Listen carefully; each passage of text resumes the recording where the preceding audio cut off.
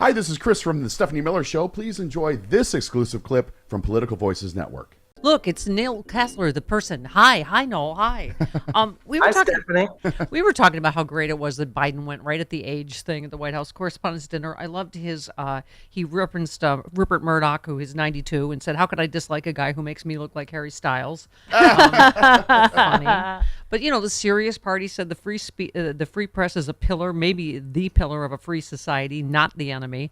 Again, forming that contrast with Trump, who's like, literally, on top of all the other horrors, he has just vowed retribution against everybody if he, God forbid, ever got back into office, right?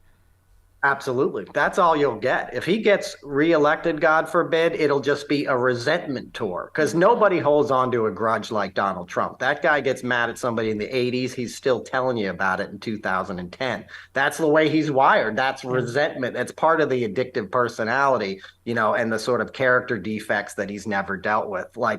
And look, he's a man who used the press for his own benefit, right? Trump is a creation of the press more than probably anything else, the public figure of Trump. He would call up People magazine and Page Six and, under an alias and talk about, what a playboy he was back in the 80s. Aye. And then he turned on the press, after he made the press a ton of money in his 2016 campaign, he called them enemies of the state and got his crowds to boo at him. That's dangerous for a president, obviously. It's so funny having you on who, because you worked on The Apprentice. I still sometimes just go, Mark Burnett. Yeah. Oh my God, damn it.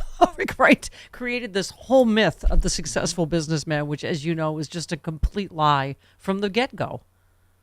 Mark had to rent furniture. I did the Celebrity Apprentice because my sort of specialty is dealing with celebrity talent. The Apprentice, when it first began, was just a contest, obviously, between regular folks, right? And a buddy of mine was on the crew, like the initial crew that did all the pre-production. And when they went into Trump's office, they had to rent new furniture because the furniture was so threadbare and ratty. They were like, nobody's going to believe this guy's a billionaire, because he probably wasn't at that point. Yeah. And it was much more of a mom and pop shop than most people realize. It was like 12 people who worked there. It wasn't some big, it wasn't Corcoran Group or some huge corporation. Yeah. It was a tiny place. He sold apartments for cash to Russians, essentially.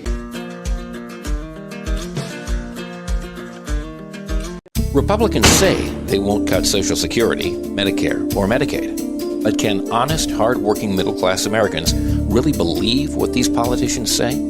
Republicans said they wouldn't overturn Roe v. Wade. Here's what Supreme Court Justices Gorsuch, Kavanaugh, and Coney Barrett said during their Senate confirmation hearings.